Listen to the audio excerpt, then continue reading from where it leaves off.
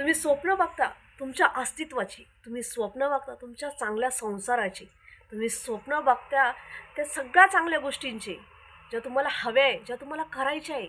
तुमचं स्वप्न लहान आहे की मोठे हे तुम्हाला माहिती आहे. परंतु ती ह्या समाजाची नजर छोटी असते.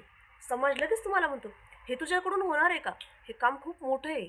तू काय करतेस हे? वेडीस का? सोडून दे, तुझ्याकडून होणार नाही. परंतु मैत्रिणींनो, आज तुम्हाला एक गोष्ट सांगते. आपण ज्या महिलांचा आदर्श आपल्या डोळ्यापुढे घेतो, ज्यांना बघतो, इतिहास घडून गेल्या अशा महिला, त्या महिलांनाही हा समाजाने सोडलेलं नाही आहे. त्यांचीही निंदा केली, त्यांनाही खरी खोटी सुनवायला समाज मागे पुढे बघितलेलं नाही आहे. परंतु त्या महिलांनी एक गोष्ट डोक्यात ठेवली, की या समाजाचं ऐकायचं नाही आहे.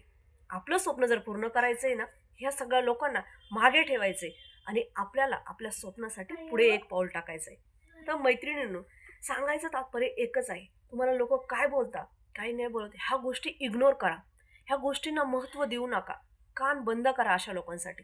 फक्त एक ध्येय ठेवा, का माझं स्वप्न आहे आणि मला ते पूर्ण करायचं आहे. कुठल्याही हालतमध्ये माझ्या स्वप्नापर्यंत पोहोचवायचं आहे. मैत्रिणींनो, कसं असतं ना, जेव्हा तुम्ही तुमचं स्वप्न पूर्ण करणार, जेव्हा तुम्ही स्वतःच्या पायावर उभं राहणार, ती खुशी तर एक वेगळीच असते, ती पॉझिटिव्हिटी तर वेगळीच असते.